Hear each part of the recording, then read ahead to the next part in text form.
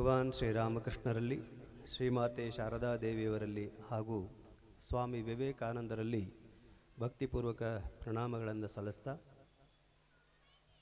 ರಾಣೆಬೆನ್ನೂರಿನ ರಾಮಕೃಷ್ಣ ವಿವೇಕಾನಂದಾಶ್ರಮ 21 ಸಂವತ್ಸರಗಳನ್ನು ಪೂರೈಸಿ ಈಗ 22ನೇ ವರ್ಷಕ್ಕೆ ಕಾಲಿಡ್ತಿರ್ತಕ್ಕಂಥ ಸಂದರ್ಭ. ಪ್ರತಿಯೊಬ್ಬರಿಗೂ ಹೇಗೆ ಒಂದು ಬರ್ತ್ಡೇ ಪ್ರತಿ ವರ್ಷ ಆಚರಣೆ ಮಾಡ್ಕೊಳ್ತಿರೋ ಹಾಗೆ ಈ ನಾಡಿಗೆ, ಈ ಊರಿಗೆ ಒಂದು ಆಧ್ಯಾತ್ಮಿಕ ಸಂಚಲನವನ್ನು ಮೂಡಿಸುವ ದೃಷ್ಟಿಯಿಂದ ಪ್ರಾರಂಭವಾದಂಥ ರಾಮಕೃಷ್ಣ ವಿವೇಕಾನಂದ ಆಶ್ರಮ 2005ರಲ್ಲಿ ಮಾರ್ಚ್ 11 ಮತ್ತು 12 ಇವತ್ತು ಈ ಕಾರ್ಯಕ್ರಮದ ದಿವ್ಯ ಸಾನ್ನಿಧ್ಯವನ್ನು ವಹಿಸಿರ್ತಕ್ಕಂಥ ಪರಮ ಪೂಜ್ಯ ಸ್ವಾಮಿ ನಿರ್ಭಯಾನಂದಜಿಯವರ ಅಮೃತ ಹಸ್ತದಿಂದಲೇ ಉದ್ಘಾಟನೆಗೊಂಡದ್ದು ಅನ್ನೋದು ನಮ್ಮೆಲ್ಲರ ಹೆಮ್ಮೆಯ ವಿಷಯ. ಆಶ್ರಮ ಏನು ಮಾಡ್ತಾ ಇದೆ ಅಂತ ನಾವು ನಿಮಗೆ ಹೇಳುವ ಅವಶ್ಯಕತೆ ಇಲ್ಲ. ವಾರ್ಷಿಕ ವರದಿ ಟೈಪ್ ಸಂಸ್ಥೆಗಳಿಗೆ ಓದ್ತಾರಲ್ಲ, ಹಾಗೆ ಓದುವ ಅವಶ್ಯಕತೆ ಇಲ್ಲ. ನಿಮ್ಮನ್ನೆಲ್ಲ ನೋಡಿದ್ರೆ ಗೊತ್ತಾಗುತ್ತದೆ ಆಶ್ರಮ ನಿಮ್ಮೆಲ್ಲರ ಹೃದಯದಲ್ಲಿ ಅಲ್ಲಿಯವರೆಗೆ ಧರ್ಮ, ಅಧ್ಯಾತ್ಮ ಮತ್ತು ಅದನ್ನು ಉಪಯೋಗಿಸಿಕೊಂಡು ನಮ್ಮ ಈ ಭವದ ಜೀವನವನ್ನು ಸರಿಯಾದ ರೀತಿಯಲ್ಲಿ ನಿರ್ವಹಿಸುವುದಕ್ಕೆ ಬೇಕಾದಂಥ ಮಾನಸಿಕ ಮತ್ತು ಬೌದ್ಧಿಕತೆಯ ಒಂದು ಶಕ್ತಿಯನ್ನು ಕೊಡುವಂಥ ಕೆಲಸವನ್ನು ಆಶ್ರಮ ಮಾಡಿದೆ. ಆಗಲೇ ತಾಯಂದಿರು ಲಲಿತಾ ಸಹಸ್ರನಾಮವನ್ನು ಹೇಳಿದರು. ಅವರೆಲ್ಲರಿಗೂ ಕೂಡ ಹೀಗೆ ಇಡೀ ರಾಣೆಬೆನ್ನೂರಿನಲ್ಲಿರ್ತಕ್ಕಂಥ ಸುಮಾರು 10 ಮಹಿಳಾ ಮಂಡಳಗಳಿಗೆ ನಾನೇ ಹೋಗಿ ಲಲಿತಾ ಸಹಸ್ರನಾಮ ಮತ್ತು ವಿಷ್ಣು ಸಹಸ್ರನಾಮಗಳನ್ನ ಹೇಳಿಕೊಟ್ಟಿದ್ದೇನೆ.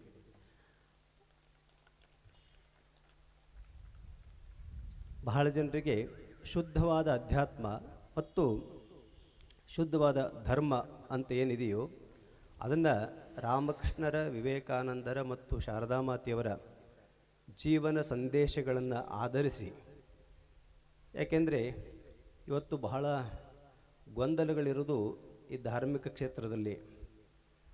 ಇವತ್ತೊಬ್ಬರು ಅಲ್ಲಿ ಹಾವೇರಿ ವಿಶ್ವವಿದ್ಯಾಲಯದಲ್ಲಿ ಹೋದಾಗ ಸ್ವಾಮೀಜಿಯವರಿಗೊಬ್ಬರು ಪ್ರಶ್ನೆಯನ್ನು ಕೇಳಿದರು. ಅಲ್ಲಿನ ಪ್ರೊಫೆಸರು 4 ಜನ ಸೈಂಟಿಸ್ಟ್ಗಳು ಸೇರಿದರೆ ಅವರು ಬೇರೆ ಏನು ಡಿಸ್ಕಷನ್ ಮಾಡೋದಿಲ್ಲ, ಸತ್ಯದ ಬಗ್ಗೆನೇ ಅವ್ರು ಏನು ಕಂಡುಹಿಡಿಯಬೇಕಾಗಿದ್ದು ಅದ್ರ ಬಗ್ಗೆ ಡಿಸ್ಕಷನ್ ಮಾಡ್ತಾರೆ.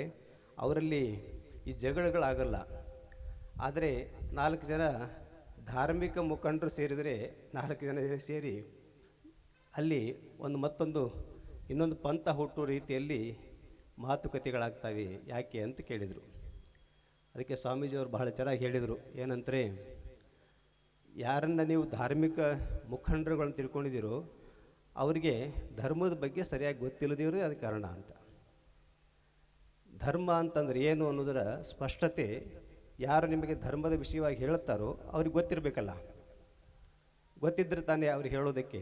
ಮತ್ತು ಧರ್ಮದ ಉದ್ದೇಶ ಏನು, ಧರ್ಮ, ಜಾತಿ ಇವೆಲ್ಲ ಹೇಗೆ ಕಲಸು ಮೇಲೋಗರಾಗಿ ಜನರಿಗೆ ಕನ್ಫ್ಯೂಷನನ್ನು ಮಾಡ್ತಾ ಇದ್ದಾವೆ. ಈ ದೃಷ್ಟಿಯಲ್ಲಿ ಈ ಭರತ ಭೂಮಿ ಇದೆಯಲ್ಲ, ಇಲ್ಲಿ ಯಾವಾಗಲೂ ಸತ್ಯವನ್ನು ಆರಾಧಿಸಿದಂಥ ನಾಡು, ಸತ್ಯವನ್ನೇ ಇಲ್ಲಿ ಪ್ರತಿಪಾದನೆ ಮಾಡಿದ್ದು, ಸತ್ಯಕ್ಕಾಗಿಯೇ ಜೀವನವನ್ನು ಸಮರ್ಪಣೆ ಮಾಡಿರ್ತಕ್ಕಂಥ ಕೋಟ್ಯಾಂತರ ಜನ ಸಾಧು ಸಂತರು ಆಗಿ ಹೋಗಿದ್ದಾರೆ. ಹಾಗಾಗಿ ಅವರು ನಡೆದ ಹಾದಿನೇ ನಮಗೆ ಮಾರ್ಗವಾಗಬೇಕು. ಆ ಮಾರ್ಗವನ್ನು ಸರಿಯಾದ ರೀತಿಯಲ್ಲಿ ಜನರಿಗೆ ತೋರಿಸಬೇಕು. ಈ ಯುಗಕ್ಕೆ ಕೇವಲ 150, 170, 190ನೇ ವರ್ಷ ಈಗ ಶ್ರೀರಾಮಕೃಷ್ಣರ ಬರ್ತ್ಡೇ ಮಾಡಿದ್ದು 91ನೇದ್ದು.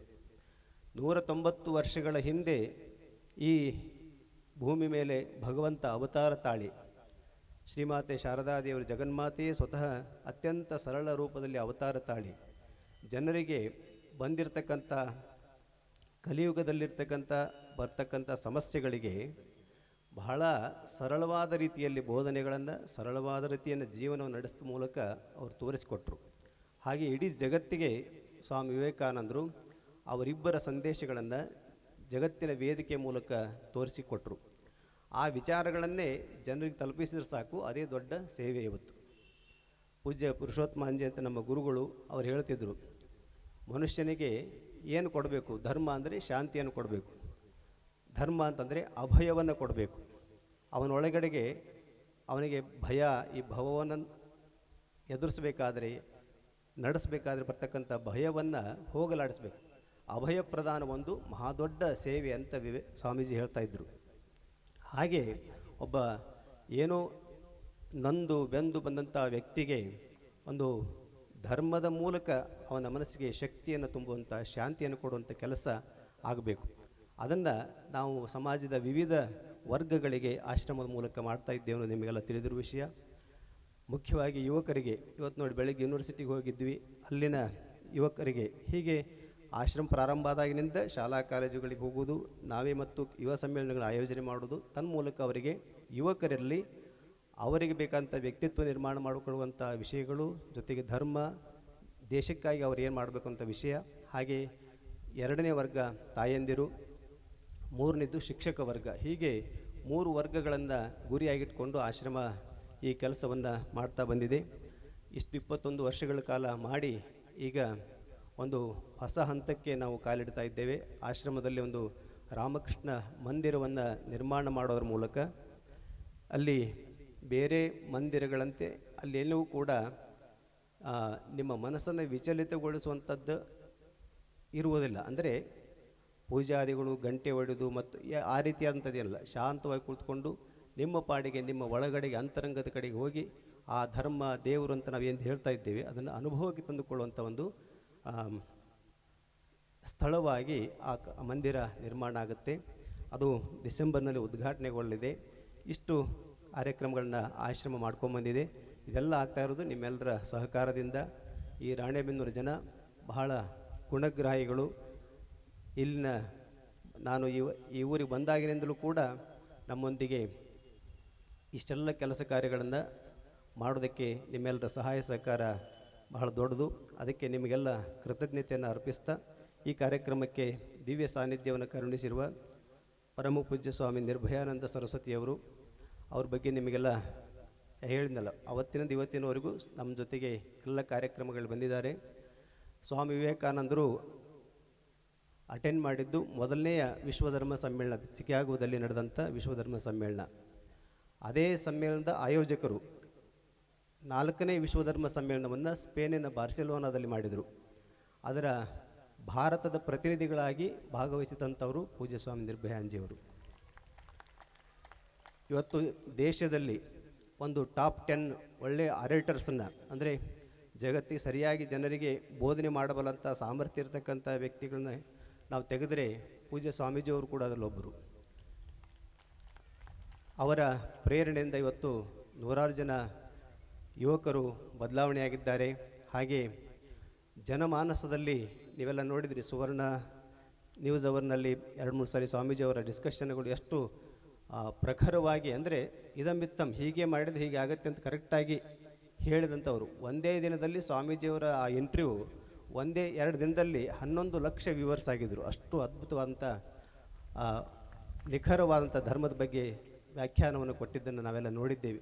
ಅಂಥ ಪರಮ ಪೂಜ್ಯರು ಇವತ್ತಿನ ಸಾನ್ನಿಧ್ಯವನ್ನು ವಹಿಸಿರುವುದು ನಮ್ಮೆಲ್ಲರ ಸೌಭಾಗ್ಯ. ಈ ಮಾರುತಿ ನಗರದಲ್ಲಿ ನಾವು ರಾಣೆಬೆನ್ನೂರಿನ ಬೇರೆ ಬೇರೆ ಭಾಗಗಳಲ್ಲಿ ಮಾಡಿದ್ದೀವಿ. ಸಾಮಾನ್ಯವಾಗಿ ಬಳ್ಳಾರಿ ಕಲ್ಯಾಣ ಮಂಟಪ ಮತ್ತು ನಮ್ಮ ಆಶ್ರಮಗಳು ಮಾಡಿದ್ವಿ. ಇದು ಹೊಸದಾಗಿ ಈ ಏರಿಯಾದಲ್ಲಿ ಮಾಡಬೇಕು ಅಂತ ಅನಿಸ್ತು. ನೀವು ಇಷ್ಟೊಂದು ಜನ ಎಲ್ಲ ಬಂದಿದ್ದೀರಿ. ಅದಕ್ಕೆ ಪೂಜ್ಯ ಸ್ವಾಮೀಜಿಯವರ ಆಕರ್ಷಣೆಯೂ ಕಾರಣ. ಈ ಕಾರ್ಯಕ್ರಮಕ್ಕೆ ಪೂಜ್ಯರನ್ನು ನಿಮ್ಮೆಲ್ಲರ ಪರವಾಗಿ ಹೃತ್ಪೂರ್ವಕ ಪ್ರಣಾಮಗಳೊಂದಿಗೆ ಸ್ವಾಗತಿಸ್ತಾ ಇದ್ದೇನೆ. ಶ್ರೀ ಎಸ್ ಆರ್ ಪಾಟೀಲರು ಒಂದು ಸ್ವಾಮೀಜಿಯವರಿಗೆ ಮಾಲಾರ್ಪಣೆ ಮಾಡಿ ಸ್ವಾಗತಿಸಬೇಕು.